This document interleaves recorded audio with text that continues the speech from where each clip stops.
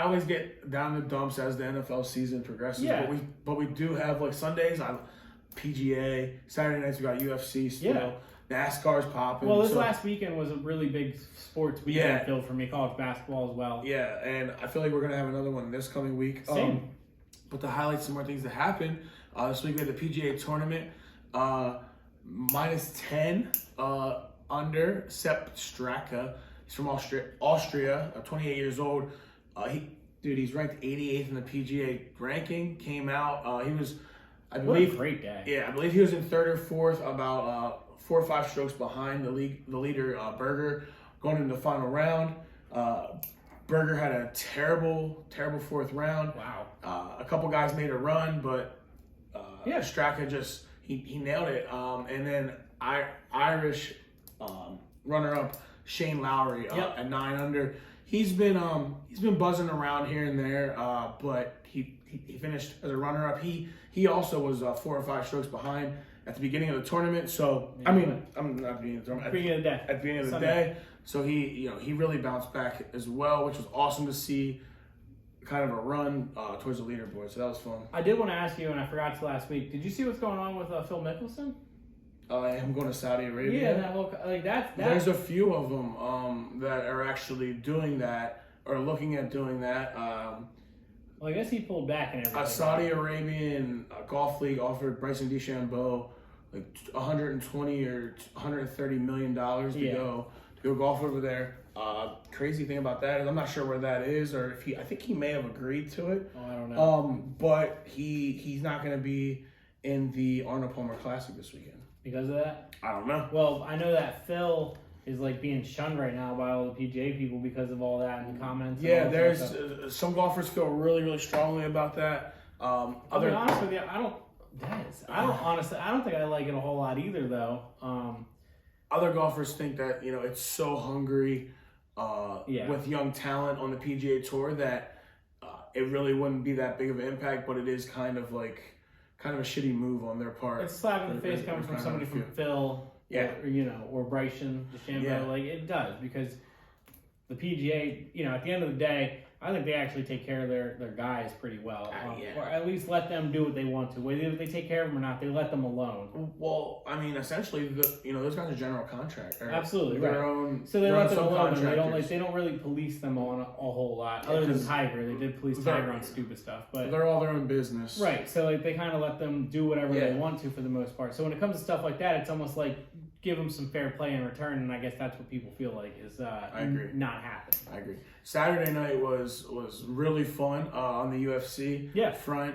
It was another just UFC Vegas fight night, 49. So it was like if you have ESPN Plus, you get the event for free. Yep. But the main event had a headliner, a guy who's up and coming. He at the time before the fight he won 9 straight fights. Islam Makhachev out of Russia. He's a part of the Khabib team. Khabib's dad trained him his whole life until he unfortunately passed away. But he always told Khabib, he always told Makhachev that he was gonna be the next champion. He was gonna take over when Khabib was done. So Khabib was, his coach. He walked him out. The whole time leading up to the fight, he said, "I'm just gonna take him down. He said I'm gonna make him answer some questions while I have him on the ground." Came right out, Bobby Green. Bobby Green was not prepared for how tactical and how cerebral is the word I was looking for. Okay. Makhachev was.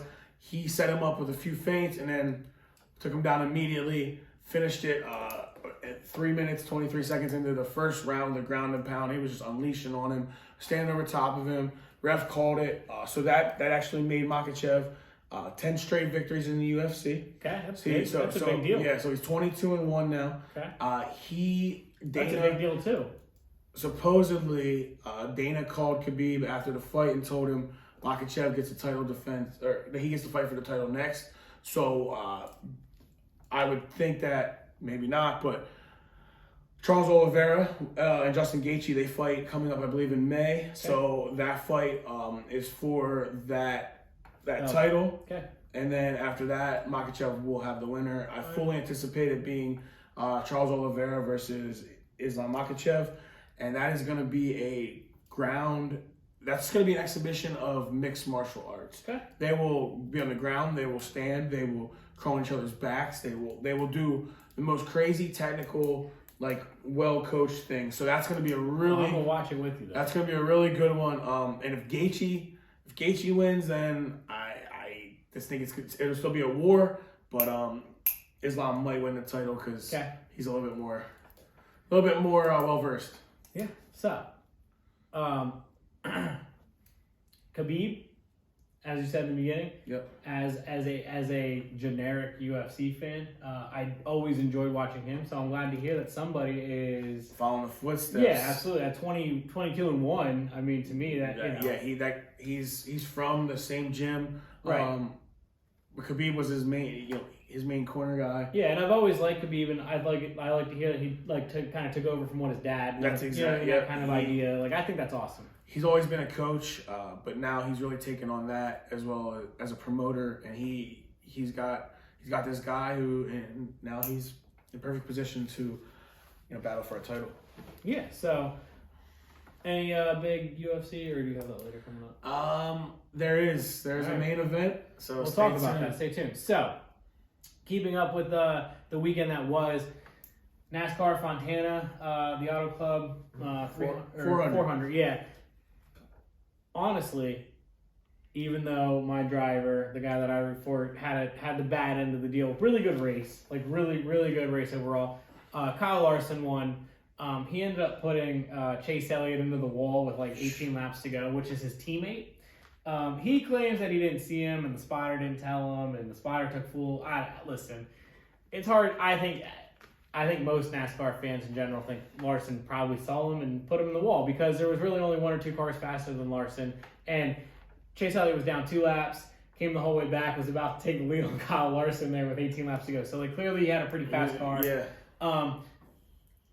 I feel bad for Tyler Reddick. He was leading most of the race. Now, what team is that? Well, Kyle Larson and Chase Elliott, they're on Team Hendrick. Okay. They have 4 cars, 3 big ones though. And then, but speaking of teams, Tyler Reddick drives the 8 car. He led most of the race. He actually led more laps. Yeah, I saw his name at the top. Yeah, he led more laps yesterday or on Sunday than he did his entire NASCAR career going into that. And he's been racing for 3 years. But his teammate actually ended up finishing second. Yeah, he wrecked out. His teammate ended up finishing second though. So they raced for Richard Childress, which as an Earnhardt fan, I was Earnhardt's driver. Austin Dillon drives a 3. Okay. And then the 43, I've been riding him for 2 weeks in a row. I told you to take him in the top 5 2 weeks in a row. Eric Jones, he finishes 3rd, so I'm going to have to jump off that hot hand. But I'm glad I took that. He finished, I think it was 12th, and he wrecked out. He drives Richard Petty's number? He drives the 43, yeah. Wow. And it's still owned by Petty Motorsports. Actually, the 42, which Richard Petty's dad drove, Lee Petty, is also owned by GMS, which is GMS Motor and Petty Motorsports combined. So, and awesome. Austin Dillon's brother, Ty Dillon, drives 42. Okay.